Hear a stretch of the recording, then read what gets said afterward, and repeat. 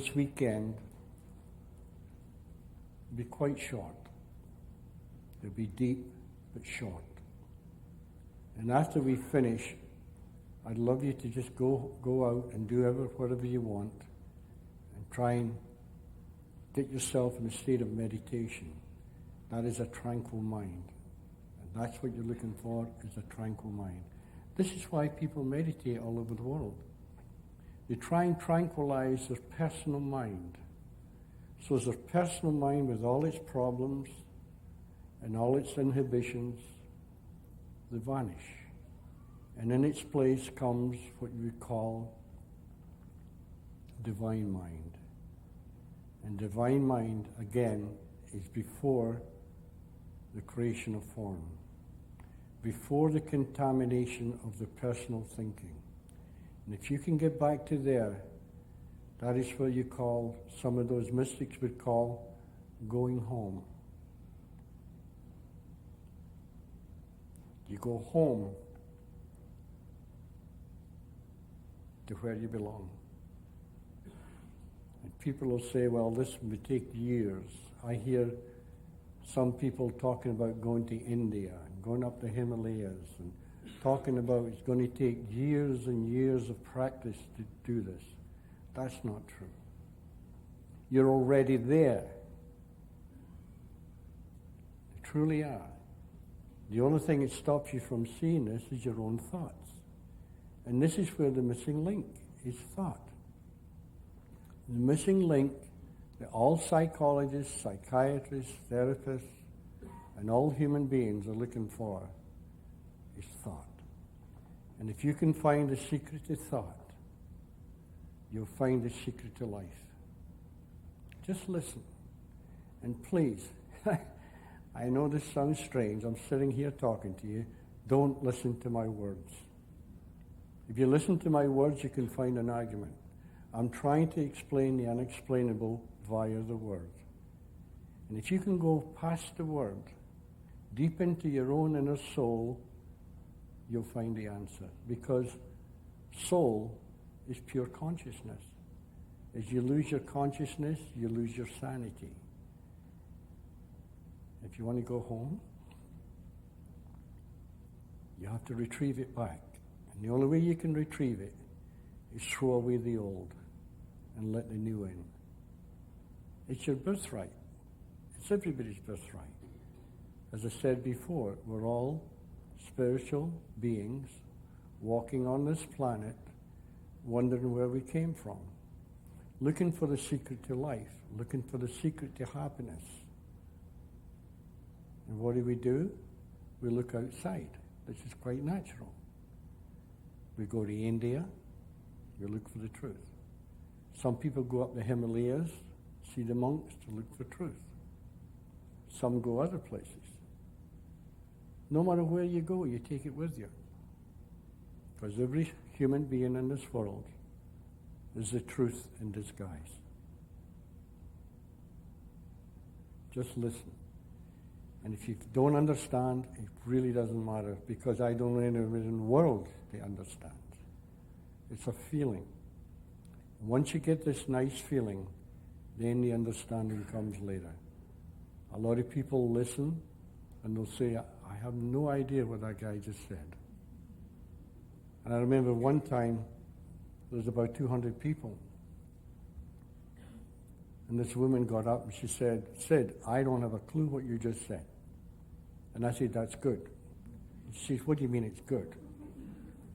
And I said, please, just sit down. And she sat down. And I said to the 200 people, is there anybody in this hall knows what I'm saying? Put your hand up. There was one hand went up. And that one hand argued with me all weekend. So, you're not looking for an intellectual understanding.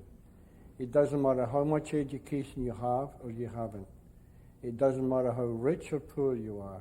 It doesn't matter the condition of your life, whether it be good, bad, or deplorable. It doesn't matter. Truth will take you out of it if you just listen. It will guide you through life. Because in actual fact, you're being guided by a spiritual force far, far greater than you. And you're always being guided. Ever since day one, you were guided. But your own mind doesn't know that. Your own mind, with this, what we call the ego, this image of self-importance, that's the big problem. So we'll see what we can do this weekend.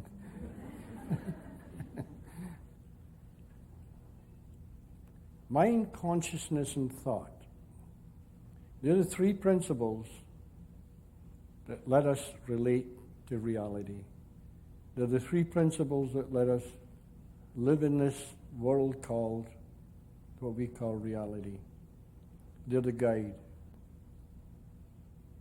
And if you use them properly, you will be guided. And this is where some people call faith. If you have enough faith that those three principles, left alone, will guide you through life, they'll take you from the most deplorable conditions to happiness. No matter what. And a lot of people say, well, that's okay for you, Sid. But what about me? I live in this horrible situation. It doesn't matter. It's got nothing to do with this world. You're not looking for anything from this world. You're looking from an inner world. You know how the great mystics of the world throughout time have always said, look within for the answer? Well, I'm saying the same thing. You have to look within. And within is not inside your body. It's just an expression to say that you've already got it. It's deep in your soul. That's what within is. It's deep within your soul. And if you can clear your soul, you'll clear your eyes, because the eyes truly are the windows to the soul. Whatever you see, that's how you live. However you think, that's how you live. We have five senses: tasting, smelling, seeing, etc., etc. You all know them. On their own, they are totally useless. They have no life of their own. Not until they're amalgamated with mind, consciousness, and thought. These are the three principles that bring life into your whole system. They are life. They are life before form. Ignore the form, go back into the spiritual, and you'll find your answer. Now, I know in this room right now, there's almost every kind of religion known. And I'm going to ask you to be very patient with me, and because all the major religions in the world, they all have the answer. But it's hidden.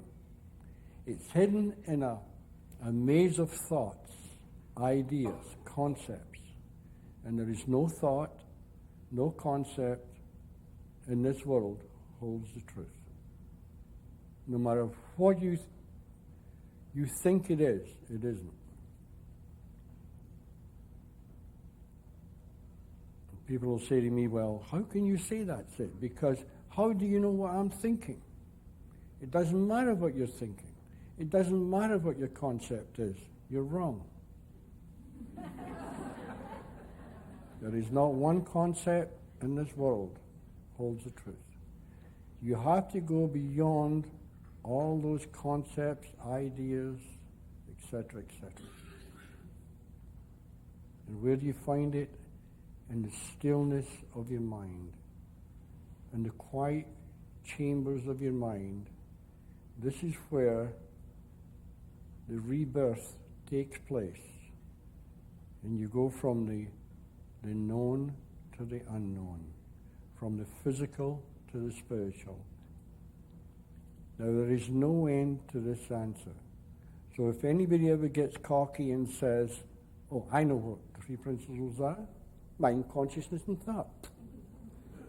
You get a 5-year-old to figure that one out in 2 minutes. That's not the answer. That's just words. But when you go deeper inside yourself and you find the answer you're looking for and you share it with a patient, and that patient hears beyond your word, and a little light goes on their head, a little spiritual light goes on, and it brings out what is called inner knowledge. The mystics talk about true knowledge. What is true knowledge? Another word for it is wisdom. And wisdom is spiritual intelligence before the contamination of human thought. That's what wisdom is. And that's what you people have been finding. And keep going. Never close your mind. Never think. Never get cocky and let your old ego think that you've found something. Just be grateful for what you have found. Be grateful for something that has changed your life. Be grateful for something that's changed your marriage. Be grateful for something that you can hand to your children. And it's a feeling. Gratefulness is a feeling. You're looking for a feeling. That's why I'm saying to you, don't listen to the words. Look for a feeling. And if you leave this room today and you have a nice feeling, you're getting it. You might not get it today, you might get it tomorrow. You might clue in when you're driving down the highway, and all of a sudden you think, that's what he meant. Got it. From then on, your life will never, never be the same. Because once you have gone up to a certain level and seen the newness, you never come back again. It's not good enough. And another trap is never try and go higher. Because you're searching for something you don't know. Be grateful, that feeling. And if you can get that grateful feeling, it will take you higher. And the longer you keep that feeling, those nice thoughts, the more you will expand the boundaries of your mind. Because that's what we've done. We've put boundaries on our own thinking capabilities. I've had 1,000 people say what I'm talking about is impossible. How come I'm here? It's not impossible. There is nothing impossible. Not when you go to the spiritual side of life. We all have what we're looking for. You know the old saying, I am that which I seek? That's what I'm talking about. Nobody in this world, nobody is greater than anybody here. Nobody is more spiritual than everybody in this room. No matter who you are, no matter what the condition, everybody in this world has the same spiritual knowledge within themselves. You know how they say love is always the answer? Because love is a mind that isn't contaminated. It sees beyond the physical to the spiritual part of every human being. That's what true love is. True love is understanding.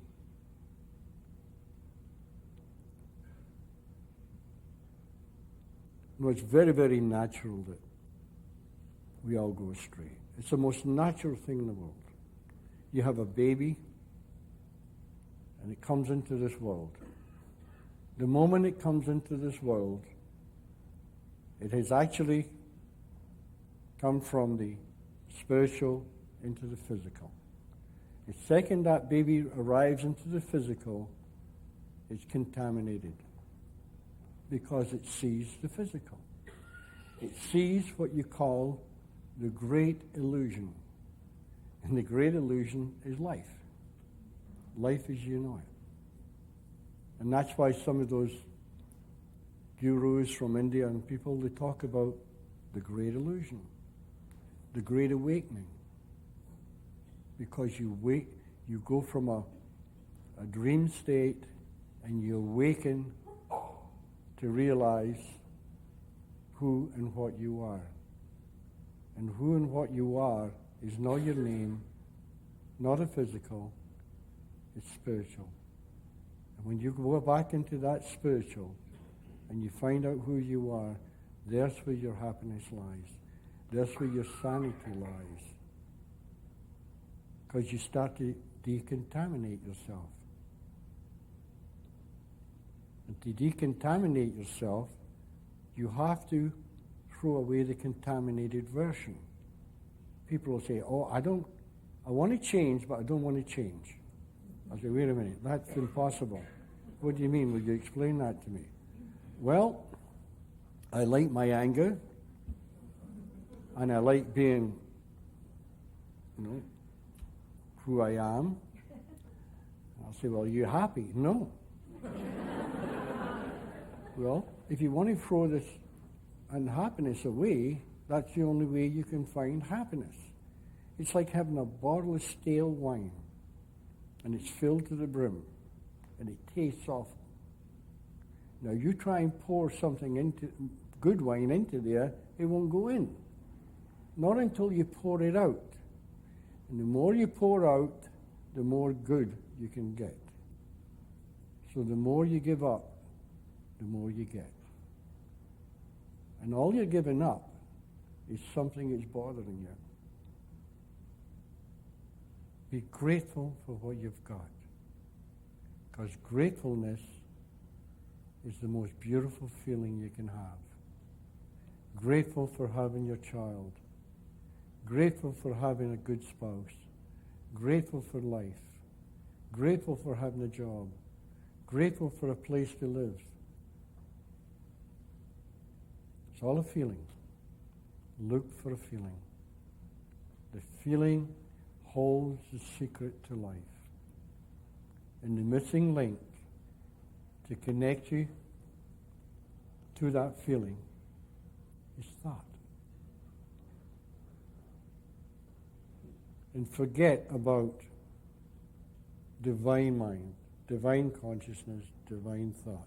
Let's just call it mind, consciousness, and thought. They're both the same thing. So let's cut out the middleman and go straight to it. There is only the oneness of life. The oneness of life, what is that?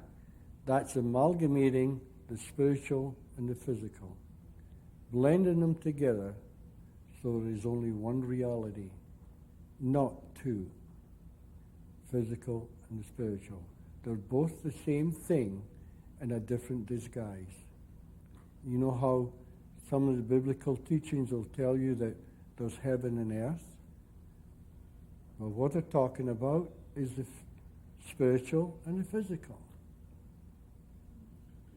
And they say heaven is here now. It is. We're all living in heaven right now, and we don't know it. Heaven is not a place. Heaven is a state of consciousness. And if you learn to raise your level of consciousness, another way to say that is you raise your level of understanding. And that's what you're looking for. You're looking for understanding. So no matter what church you go to, keep going and listen very carefully, not so much to the words, what your preacher or minister is saying, but the very essence of your religion. The essence, the core. And once you get into that core, you'll find out no matter who you are, what religion you are, they're all saying the same thing in a different disguise. All same. And when you see that, you start to respect everybody else's religion. Because you're all on the same journey.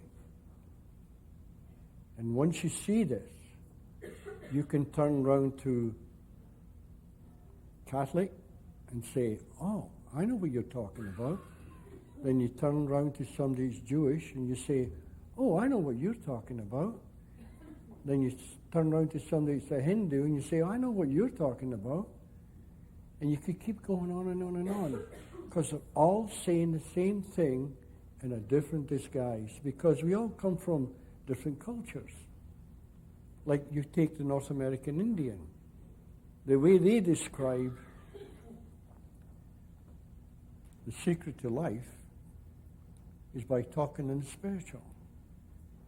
They talk about the deer, the lakes, the sky, and all Mother Earth, and everything it roams it, are all spirit in disguise. Amalgamate the physical with the spiritual, then they turn around and they say, well, the Great Spirit, because the Great Spirit is heaven and earth put together. It's all one. The oneness of life. That's another clue that those great minds have left us, is the oneness of life. What is the oneness of life? It's the amalgamation of the physical and the spiritual. And that's what mind, consciousness, and thought are. The spiritual. The non-tangible. You can't explain it.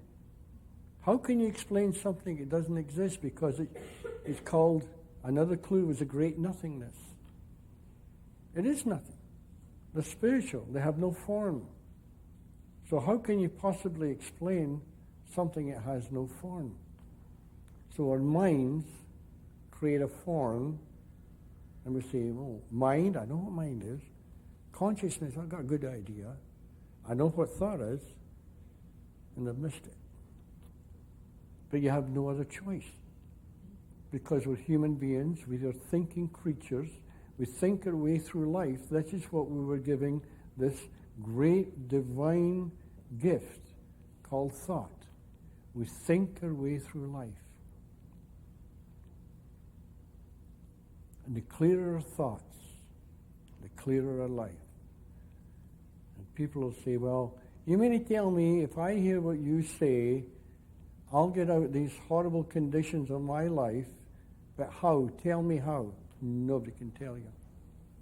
Not until you get there, then it'll happen. If anybody had told me I'd been doing this now, I'd have died 1,000 deaths with insecurity. I'd have been in the middle of darkest Africa, hiding in a tent.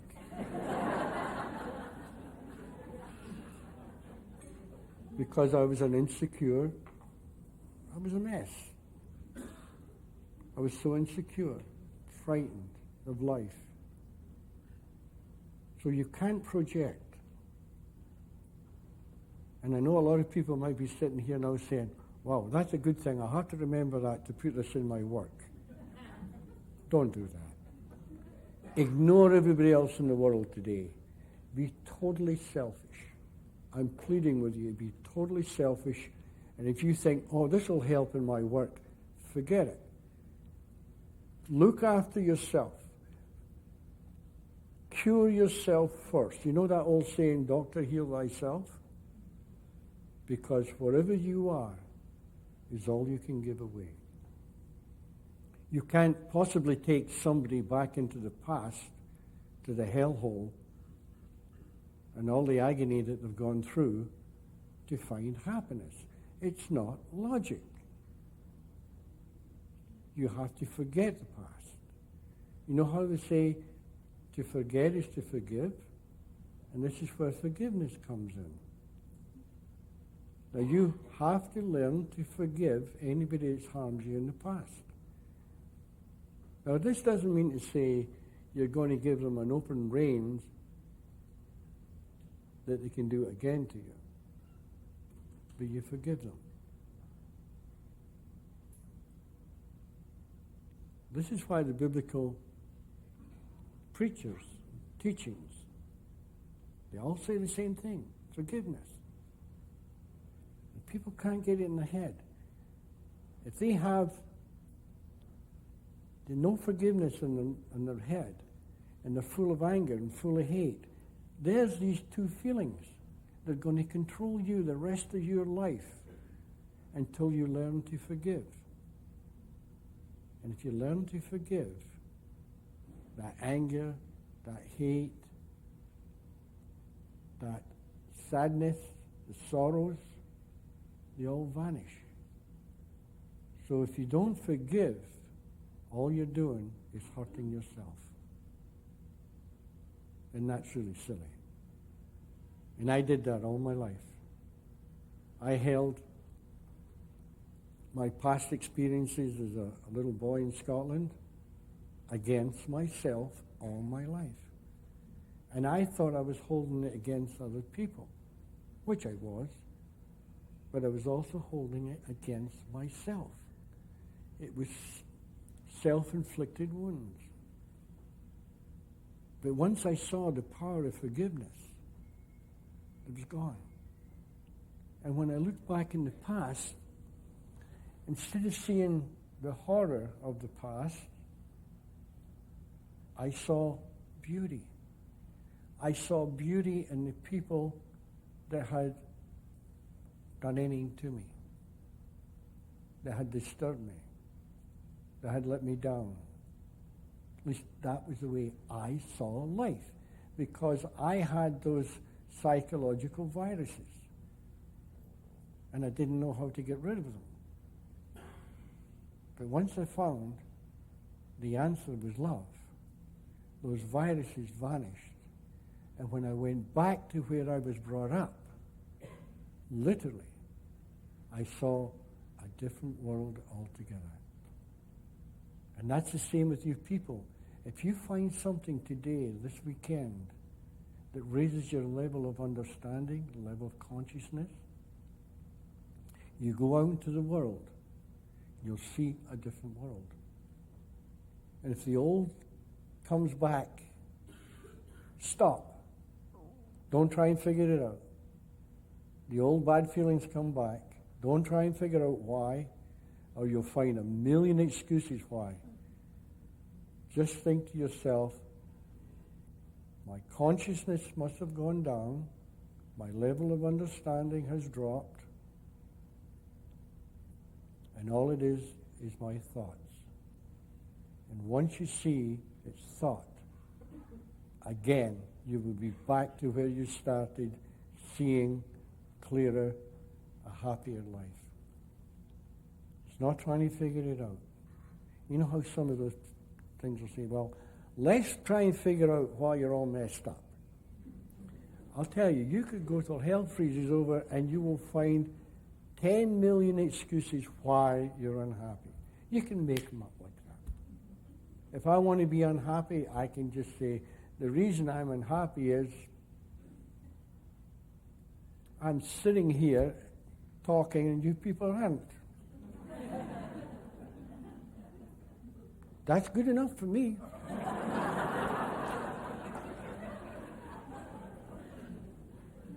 And that's mostly what therapy is about, is looking for excuses. But once they see that those excuses don't hold water, like what is it that changes you? What changes you is you've cleared your mind, your physical mind. Another thing they believe, a lot of people believe, is the mind is the brain. That's not so. Mind is spiritual. It's a spiritual intelligence before the formation of this physical reality. The brain is like an unbelievable computer. It's a physical computer. And like any other computer on earth, whatever you put into your computer, that's all you can get out. You can't get anything out of your computer you haven't put in it. And that's what your brain is. And if you have a good brain, you have a good computer. And the beauty is, it's a small one. It's like a laptop. You can take it everywhere. And if you want to change programs, you just change the disk. What is a disk? It's a thought. And you've got a whole pile of them. You've got as many disks as you want. And any time that you want to change, you just, I want hostility today. Okay? Put it in, and you go click, and then you're hostile. You say, I'm fed up with this hostility. I wish I was a bit calmer and a bit happier. And you go, and you go through your index and say, here's one, happiness. You put it in, click, and you go, it's a nice word. It's all illusion. This is why they talk about the great illusion.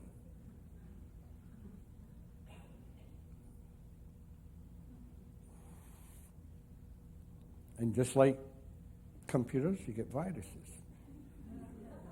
And you get a virus detector. And a virus detector is your own feelings. And you think, wow, I've got a bad virus today. Woo. I can get rid of it. I got this horrible feeling. Again, you just take a little disc, and it says virus detector. You put it in. You think, that's what it was. It's gone. All it was a bad thought. Thought is a missing link that literally everybody in the world is looking for. And if you can see that this is the way it is, you'll find your happiness. You'll see your children different. You'll see your marriage different. You see life different. As long as you put in the proper disc. And as I say before, the disc is thought. Go to happiness. And if you go in that direction, you can't go wrong.